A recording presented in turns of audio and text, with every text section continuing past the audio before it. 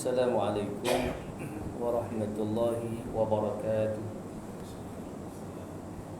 Bismillahirrahmanirrahim. Alhamdulillahi nahmaduhu wa nasta'inuhu wa nastahdihi wa nastaghfiruh. Wa na'udzu billahi min shururi anfusina wa min sayyiati a'malina. Man yahdihillahu fala mudilla lahu wa man yudlilhu fala hadiya lahu.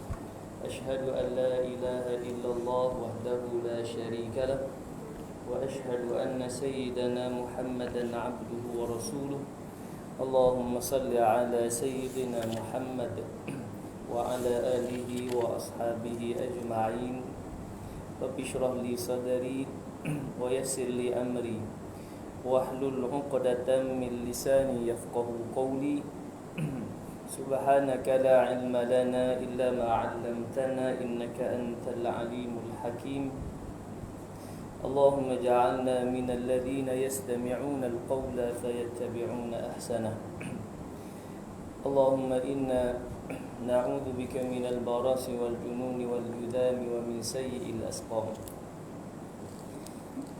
اللهم إن هذا المرض جند من جنودك تصيب به من تشاء وتصرفه عن من تشاء اللهم فاصرف عنا وعن بيوتنا وعن أهلنا وأزواجنا وذرارنا وبلادنا وبلاد المسلمين واحفظنا مما نخاف ونهذر فأنت خير حافظا وأنت أرحم الراحمين استغفر الله العظيم إن الله غفور رحيم ولا حول ولا قوة إلا بالله العلي العظيم أما بعد Muslimin muslimat rahimakumullah. Alhamdulillah, pertamanya kita memanjatkan kesyukuran kepada Allah Subhanahu wa taala kerana Allah Subhanahu wa taala masih lagi kurniakan kepada kita nikmat kehidupan, dalam masa yang sama juga dikurniakan nikmat kesihatan dan nikmat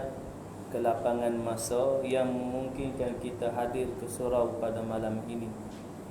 Walaupun dalam masa yang sama ramai dalam kalangan rakyat Malaysia yang kita nak sebut positif kan? Dari hari ke hari ratus-ratus lagi positif. Kalau hari ni 800 kan?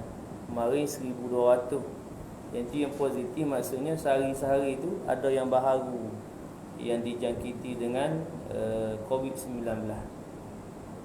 Jadi mudah-mudahan kita sentiasa berdoa kepada Allah agar virus ini segera diangkat oleh Allah Subhanahu wa taala.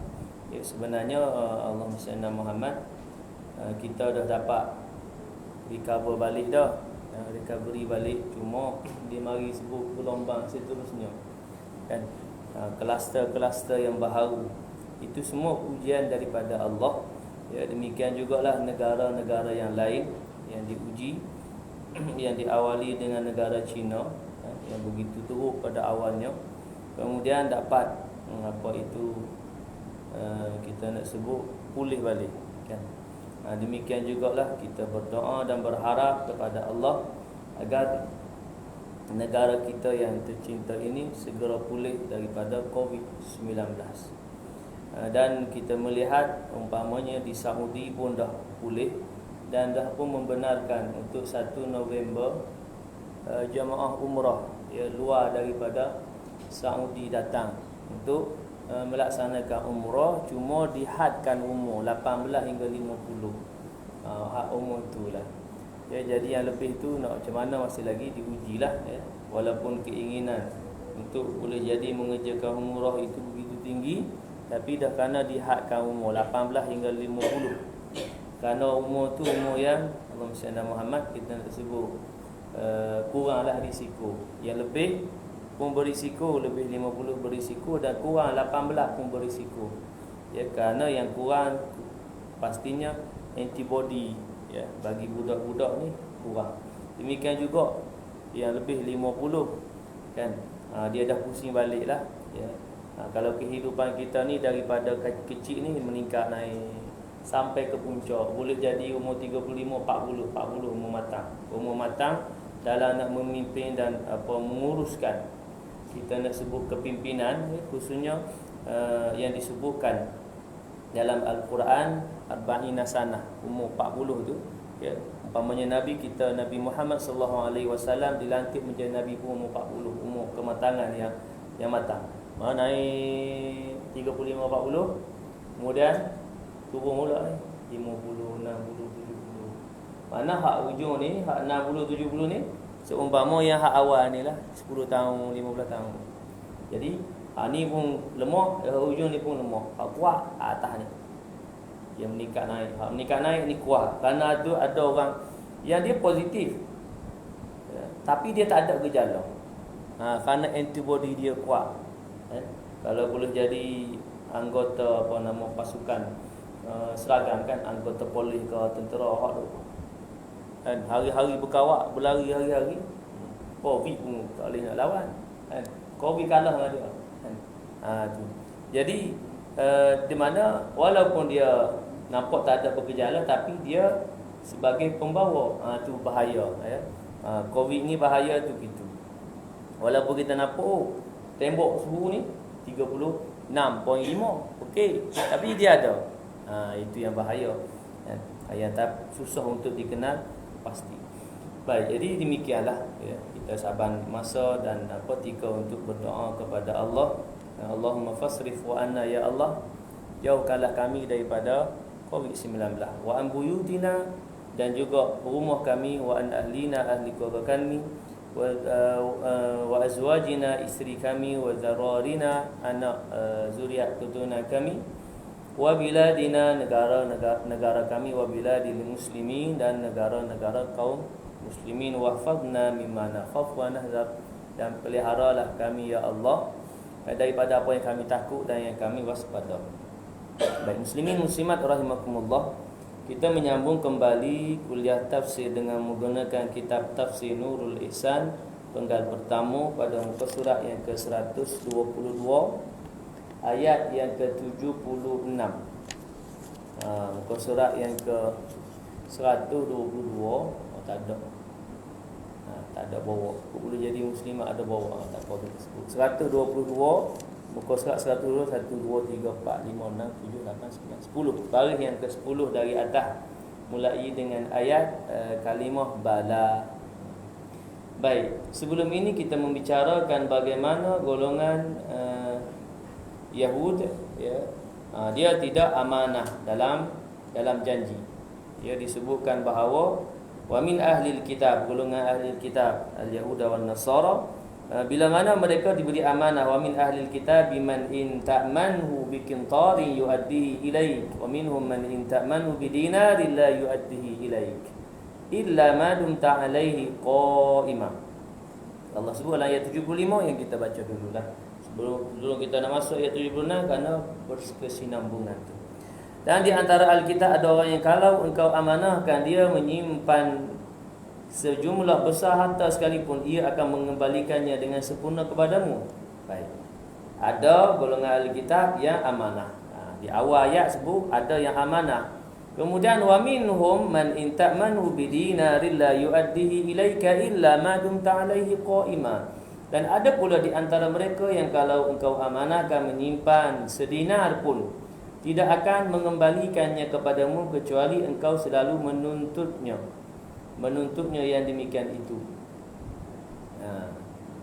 Maknanya ada yang amanah dan ada yang tidak amanah, walaupun hanya satu dinar, bidinarin, ya, satu duit wang mahlah, wang dinar. Tidak amanah, melainkan kamu berdiri menuntut, minta, jaga. Maka datang ayat yang ke-76 yang akan kita baca ini. Ayat 76, malam ni kita akan baca dua ayat 76 dan 77 dari surah Ali Imran. A'udzu billahi minasy syaithanir rajim. Bismillahirrahmanirrahim. Alhamdulillahi rabbil alamin. Ar-Rahmanir Rahim. Maliki yaumiddin. Iyyaka na'budu wa iyyaka nasta'in. ihdinas siratal mustaqim siratal ladzina an'amta 'alaihim ghairil maghdubi 'alaihim waladdallin. Amin. A'udzu billahi minasy syaithanir rajim. Bala man awfa bi'ahdihi wattaqa fa innallaha yuhibbul muttaqin. Innal ladzina yashtaruna bi'ahdillahi wa aymanihim thamanan qalila أولئك لا خلاق لهم في الآخرة ولا يكلمهم الله ولا ينظر إليهم يوم القيامة ولا يزكيهم ولهم عذاب أليم. صدق الله العظيم. Ayat 76 dan 77 surah Ali Imran. Sebenarnya kita tengok tafsir ayat tersebut menurut tafsir Nurul Ihsan ini, bala sebenar atas mereka itu Yahudi itu dosa pada zalim mereka itu akan Arab. Mana golongan al-Yahud yang disebut tadi di awal ayat 75, wa min ahlil kitab. Golongan ahlil kitab ini disebutkan melakukan kezaliman lah. Bahkan mereka ni buat jahat, buat zalim. Man awfa bi'ahdihi wattaqa, bermula mereka yang menyempurna dengan janjinya yang dijanji Allah atasnya daripada menunai amanah Allah dan amanah manusia dan takut ia akan Allah dengan tinggal maksiat dan amal taat. Bi'ahdihi wattaqa, dengan takwa. Kerana mereka ini Allah Sayyidina Muhammad sepatutnya menyempurnakan janji itu, janji dengan Allah. Janji yang utama adalah janji dengan Allah. Kenapa? Kerana ia datang daripada Allah yang menciptakan kita. Besar kesalahan tu, ya, itu memungkiri janjilah, ya, tidak melaksanakan janji. Jadi disebutkan dalam ayat ini, di awal ayat yang ke-76 ini, bala man awfa bi'ahdihi wattaqa. Sebenarnya atas mereka itu, yakni Yahudi itu, dosa pada zalim mereka itu akan Arab. Bermula mereka yang menyempurna dengan janjinya yang dijanji Allah atasnya daripada mengenai amanah Allah dan amanah manusia, dan takut ia akan Allah dengan tinggal maksiat dan amal taat.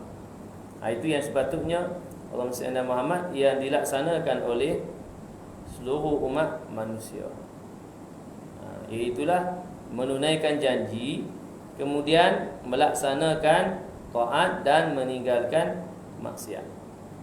Melakukan perintah Allah, mengamal taat ni melakukan perintah Allah. Meninggal maksiat tu meninggalkan segala yang dilarang oleh Allah. Itu daripada takwa.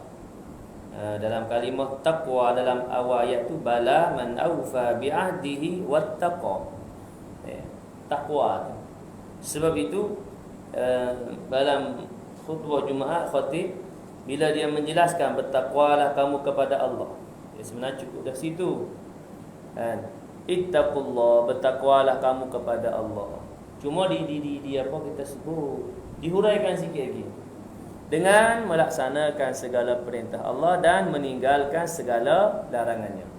Itu sifat orang yang bertakwa, dia akan melaksanakan perintah Allah. Perintah Allah tu kewajipan tu, perintah ni kewajipan wajib, kefarduan. Maka ia akan buatlah pasal takwa tu, ia takut kepada Allah, takut akan azab Allah, takut kepada kemurkaan Allah, dia akan buat yang taat, yang takwa, apa yang perintah Allah. Kemudian meninggalkan segala larangannya. Demikianlah orang yang bertakwa, takut. Kerana ketakutan, takwa dalam hati itu mari gerung gentar, takut kepada azab Allah, takut kepada kemurkaan Allah, maka pasti dia akan meninggalkan perkara yang dilarang. Mana ciri orang yang bertakwa tu iaitu melaksanakan perintah Allah dan meninggalkan larangan Allah. Melaksanakan titah perintah dan menjauhi maksiat, larangan daripada Allah. Walaupun kalimah tu pendek je, walaupun rukun khutbah tu berpesan kepada takwa tu, ittaqullah, sudah. Kan rukun khutbah tu sebenarnya 5 daripada rukun khutbah tu pendek je. Khutbah Jumaat ni pun nak buat pendek pun boleh. Sependek khutbah pertama lah, kerana ada 2 khutbah kan. Sependek kita kata 3 minit pun boleh. Selesai rukun. Selesai rukun, baca hak rukun dulu, kemudian baca satu ayat. Bagi terjemahan, barakallahu li wa lakum fil Quran al-azim wa nafa'ani wa iyyakum bima fihi minal ayati wa dzikril hakim wa taqabbal minni wa minkum tilawatahu innahu samiul alim. Aqulu qawli hadza wa astaghfirullahal azim li wa lakum wa lisa'il muslimin wal muslimat wal mu'minina wal fastaghfiru fa ya fawzal mustaghfirin wa ya najatat taibin. Duduk. Pendek boleh, nak buat pendek 3 minit boleh. Tapi orang ambil peluang lah, pasal Jumaat ni kan perhimpunan kaum muslimin. Kalau masalah ni, kalau masa kuliah apa orang boleh kira. Kalau masa Jumaat ni pasal wajib atas sekalian orang lelaki muslim. Jadi ambil peluang masa tu setengah jam. Pasal nak ambil peluang 30 minit tu sebenarnya bukan panjang pun. Kalau yang berkhutbah setengah jam tu sah ya. Berkhutbah sah ya. Pasal dia duduk berkhutbah, duduk mari. Bila mari nak bagi tahu, mari bagi tahu. Sejam boleh jadi. Cuma yang tak selesa senang duduklah jemaah tu. Ada yang kerja lepas Jumaat kan, sambung balik kerja.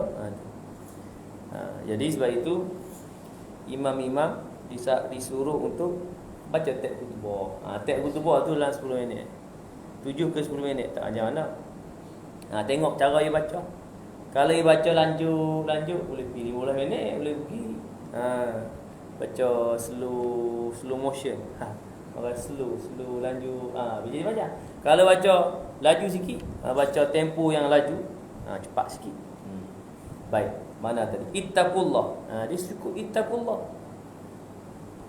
Tapi kerana nak menjelaskan kepada Allahumma salli ala Muhammad, para jemaah supaya tahu hakikat takwa itu sendiri. Saban minggu ni kita kaum muslimin dengar khatib ittaqullah. Takwalah kamu kepada Allah, bertakwalah kamu kepada Allah. Tiap-tiap minggu kita dengar. Tak pernah miss. Kerana ia rukun khutbah. Kalau kita minggu tu kita dengar ittaqullah. Bila kita tak dengar ittaqullah, mana tidak sempurna khutbah, kerana tidak sempurna rukun khutbah, tidak sah khutbah. Tapi akan sebutlah. Pasal kuliah pun orang sebut, masa kuliah pun disebut. Kan, amma ba'd ittaqullah, mari sebut supaya Allahumma salli ala Muhammad nak ada peringatan tu. Baik. Kemudian fa innallaha yuhibbul muttaqin. Ittaqu ni. Ittaqillah. Maka bahawasanya Allah Ta'ala kasih ia akan segala orang yang takut akan Allah. Dia sebut, dia mari hurai di sini, takut akan Allah. Al-muttaqin. Dan turun pada orang Yahudi yang menukar mereka itu sifat Nabi Muhammad dan janji Allah kepada mereka itu dalam Taurat pada orang yang bersumpah dusta pada dakwa atau bersumpah pada jual barang-barang. Itu ayat ni lah, ayat yang ke-77. Jadi turun ini ayat yang itu 2 ayat ni lah. Itulah kepada golongan Yahudi yang mendustakan, atau kita sebut dusta pada apa yang diturunkan dalam kitab Taurat. Iaitu disebutkan menukar mereka itu akan sifat Nabi Muhammad SAW dan tidak akur atau tidak menepati janji kepada Allah. Maka ayat yang ke-77, innal ladzina yashtaruna bi ahdillahi wa aymanihim thamanan qalila.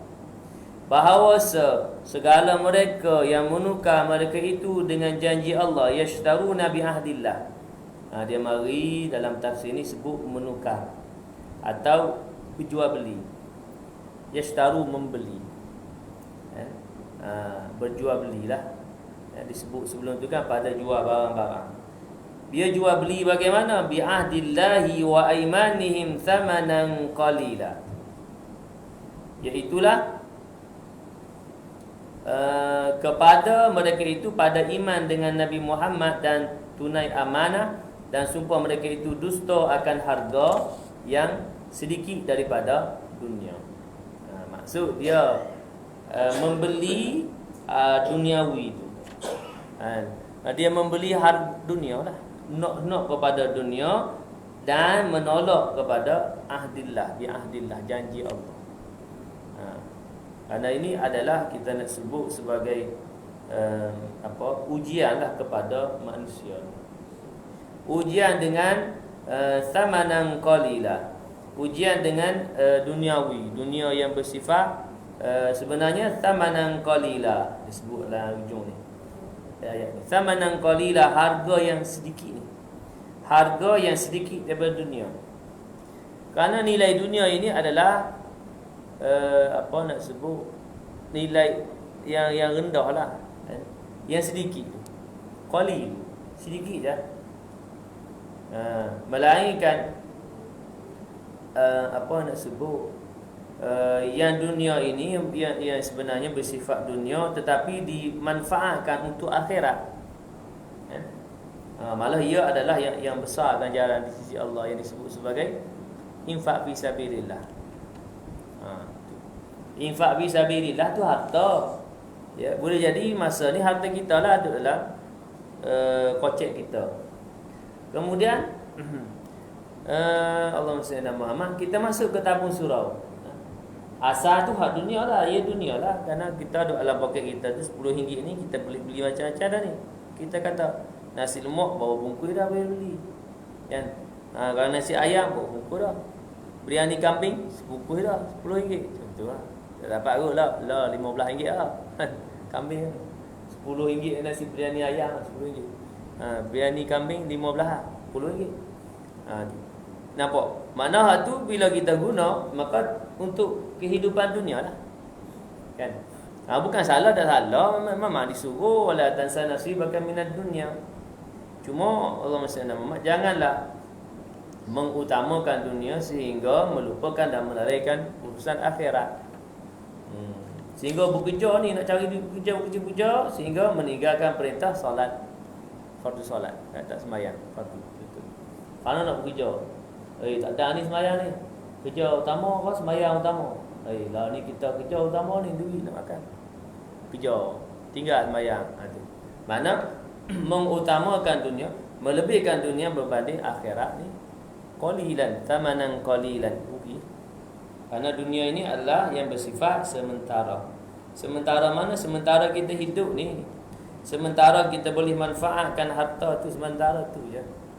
Bila mati habis. Habislah yang kata harta dunia ni. Harta dunia ni bila mati habis, dia jadi harta pusaka. Itu bukan anak-anak. Melainkan yang dimanfaatkanlah untuk akhirat, yang disebut tadi sedekahun jariyah, yang disebut infak fi sabilillah. Iaitu masya-Allah tabarakallah, besarlah ganjaran pahala. Akan tetapi manusia ini dilekakan dengan duniawi. Ya, seronok kepada dunia ialah kerana dunia itu sendiri pun bersifat seronok, lalai, lahun. Innamal hayat ad-dunya la'ibun wa lahun. Sesungguhnya kehidupan di dunia ini adalah lahun wa la'ib, yang melalaikan dan memainkan kamu. Lalai. Jadi begitulah sifat dunia, dan manusia berebut kepada dunia. Gitu. Walaupun kita sentiasa diperingatkan akan perkara akhirat. Ingat akhirat, hidup yang kekal abadi di negeri akhirat. Dunia ini sementara. Kerana kita dunia, kita hari ni duduk di dunia, jadi kita lalai. Bergaduh bubuk harta. Adik-adik pun boleh bergaduh bubuk harta. Contoh.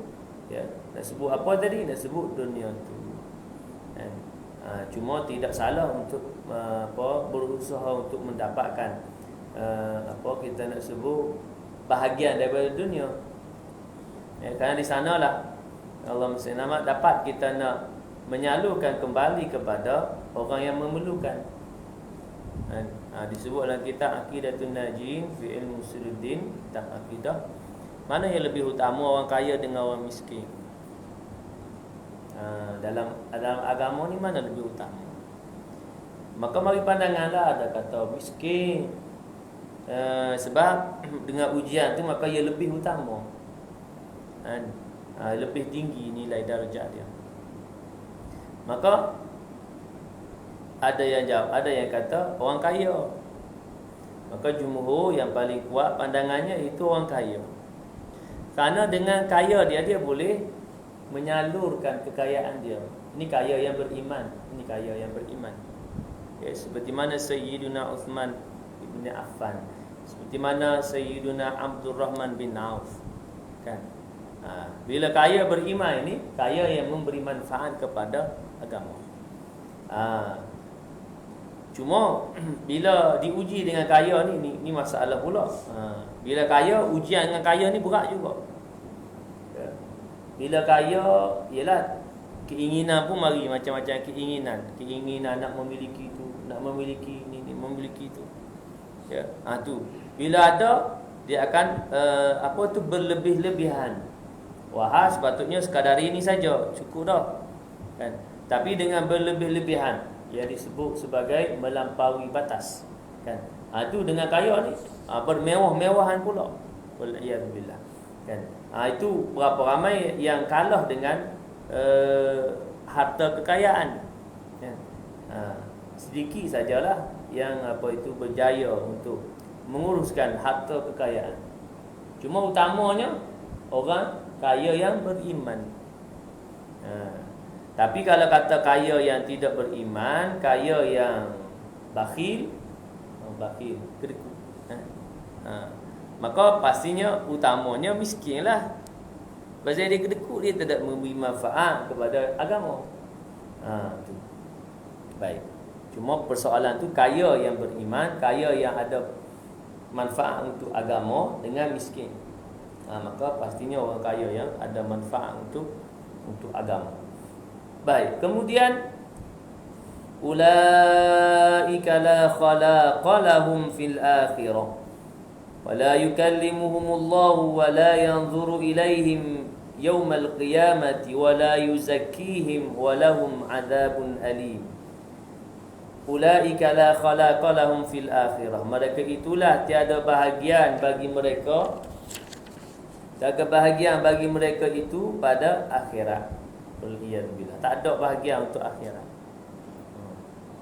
Walaupun mereka dalam kehidupan di dunia ini nak boleh, maksudnya dengan harta kekayaan tadi, nak tu boleh, nak jet peribadi boleh, nak helikopter boleh, kerana kaya kan. Kaya ni macam-macam. Kerana begitu sifat dunia. Sifat dunia ini dengan nak ni, dengan nak sesuatu ni dengan RM2 kan. Dengan orang kaya ni dia boleh beli macam-macam lah. Kalau kata sifat dunia ni, walaupun dia bersalah, dia boleh lepas daripada kesalahan tu. Dia beli pula, beli lawyer, lawyer yang paling baik, lawyer kan. Lawyer yang paling baik, pusing mari-mari lepas kan. Lawyer ni pun risiko macam tu juga. Lawyer ni risiko dia bila dia mengadili kes, dalam dia nak membantu orang yang bersalah. Bahaya tu kan. Ada satu kes, Allahumma salli ala Muhammad, macam mana ya, di mana lupa, yang dia kelar leher kan, kemudian dia rogul di mana, di Terengganu ke mana, lupa, Wallahualam kan. Kemudian lawyer ni nak ni lah, kerana iyalah bila dia dijatuhkan hukuman bunuh lah, kerana membunuh kan.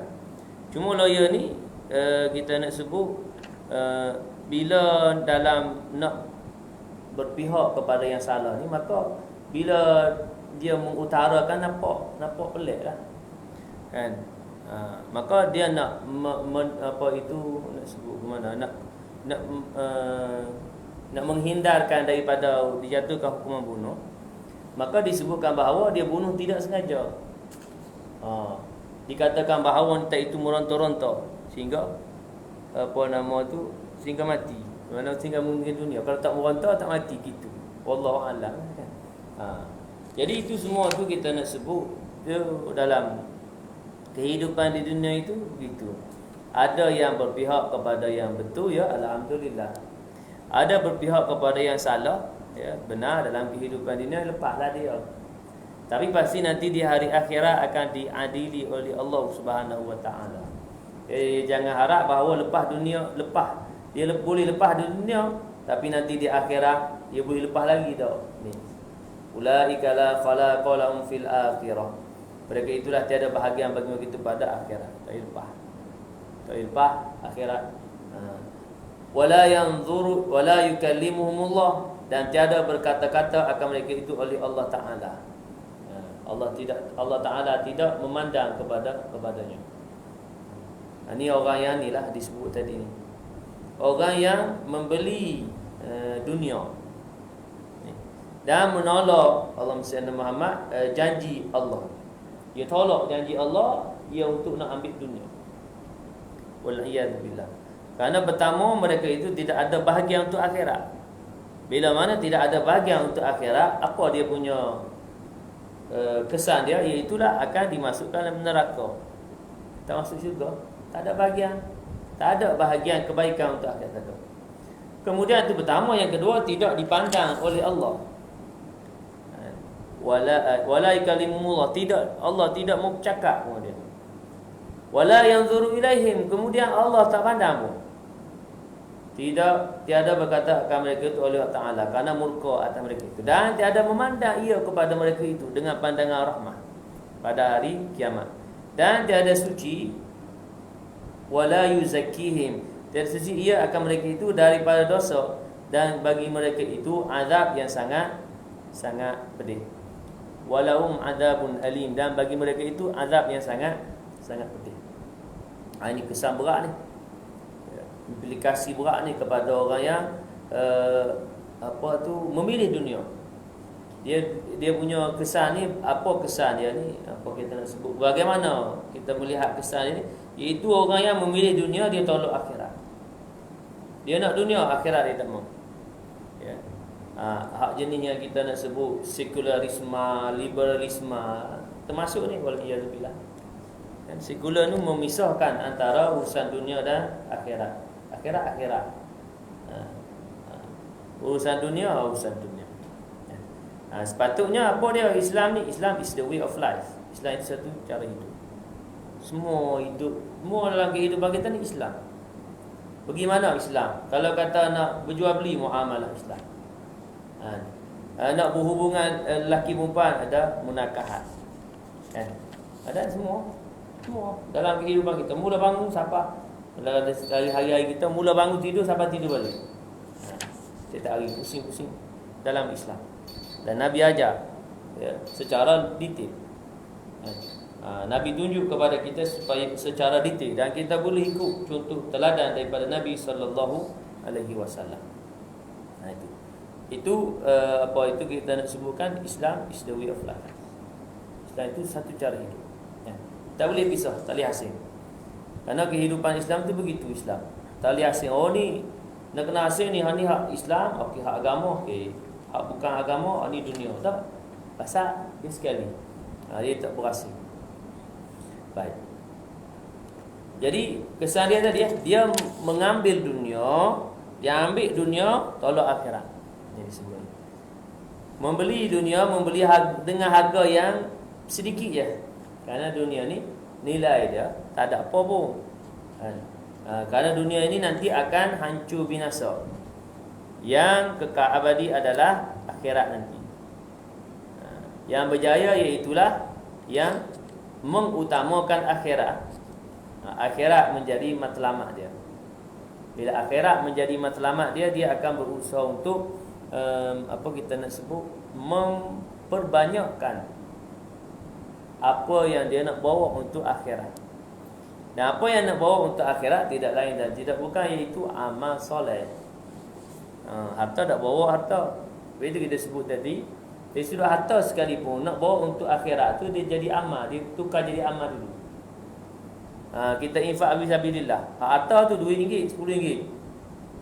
Kita tukar jadi amal soleh. Ke mana? Bukan jadi duit dah. Bukan duit dengan kita dah. Duit tu dah pergi ke mana dah? Masuk tabung surau untuk pengusaha surau. Masuk dah. Itu yang kata dia tukar daripada yang dunia tukar jadi akhirat. Apa lagi contoh, kita ada sebidang tanah kita wakafkan untuk tanah perkuburan. Boleh jadi tanah perkuburan di kawasan ni, Korea ni, Masjid Ulim ni penuh dah. Jadi tak ada nak cari tanah. Jadi kita ada sebidang tanah kita wakafkan. Tukar dah jadi kita wakaf, dah tak jadi hak kita. Dah jadi harta kita wakafkan untuk Allah Subhanahu Muhammad, untuk agama. Jadi dia tukar. Dia tak jadi milik kita dah. Jadi milik untuk agama. Maka itu yang disebutkan sebagai amal soleh, bekalan untuk akhirat. Bila bekalan untuk akhirat ni, ia bukan daripada harta duniawi. Dia dah tukar menjadi amal soleh. Bila harta duniawi itu, maka akan berpindah-pindah. Kan? Seseorang mati, maka harta duniawi akan menjadi harta pusaka. Melainkan yang telah kita wakaf, jadi tak boleh dah. Anak-anak ni tak boleh dah tutup ni. Lepas tu bila tutup ni tanah ayah aku ni. Mari tengok, dah diwakafkan, dah diserahkan kepada majlis agama Islam. Wakaf ada dah surat apa semua. Tak boleh kacau dah. Anak-anak tak boleh kacau dah. Itu adalah wakaf daripada ayah. Cuma kalau anak ni ayah wakaf pun anak nak pergi kacau juga, amal tak kata. Itulah Allah SWT sebagai amal yang ayah itu boleh berterusan masuk mengalir kepada si ayah. Allah SWT berpanjanganlah walaupun dia telah mati. Sepatutnya si anak itu ada bahagian untuk membantu ibu dan ayah. Boleh wakaf lah. Wakaf apa nama, niat untuk mak ayah, ibu dan ayah. Contoh kita sebut harta daripada ibu dan ayah sendiri yang ditinggalkan. Kalau kita dah tidak kita pun dah kaya dah. Tidak berapa sangat memerlukan. Jadi kita wakaf dengan niat untuk menjadi amal ataupun wakaf untuk mak ayah, ibu dan ayah. Maka tidak menjadi terputuslah. Maka mendapat ganjaran pahala untuk ibu dan ayah yang berada di alam barzakh sana. Baik, muslimin muslimat rahimakumullah.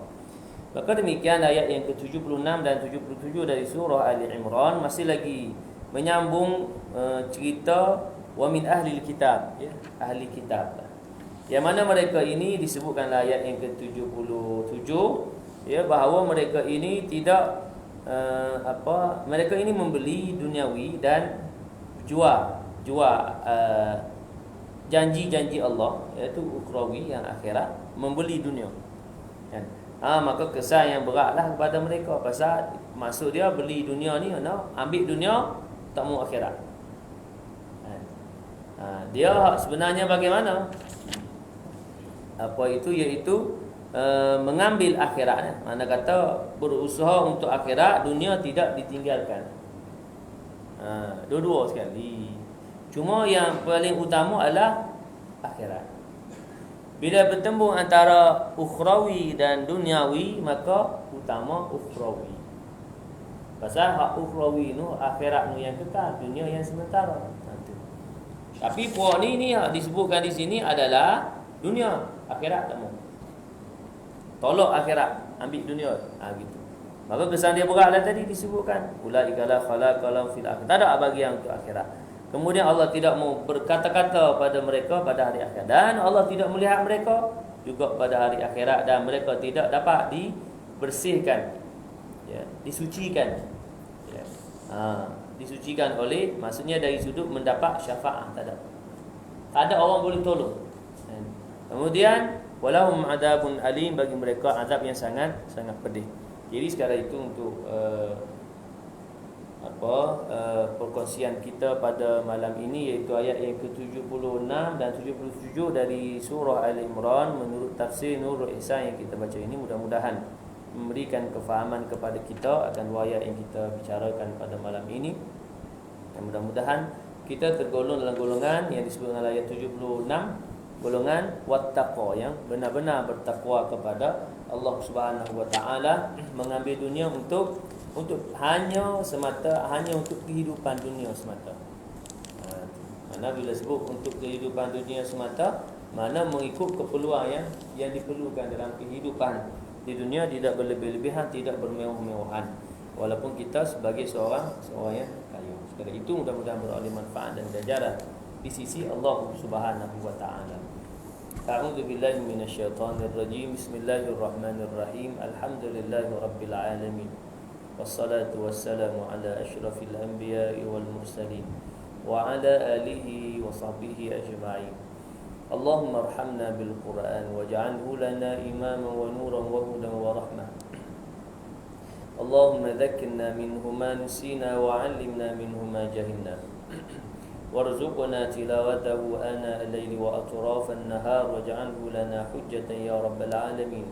اللهم اجعل القرآن لنا في الدنيا قرينا، في القبر مونسا، وفي القيامة شفيعا، وعلى الصراط نورا، وإلى الجنة رفيقا، ومن النار سترا وحجابا، وإلى الخيرات كلها دليلا وإماما. ربنا عليك توكلنا وإليك أنبنا وإليك المصير. ربنا آتنا في الدنيا حسنة وفي الآخرة حسنة وقنا عذاب النار.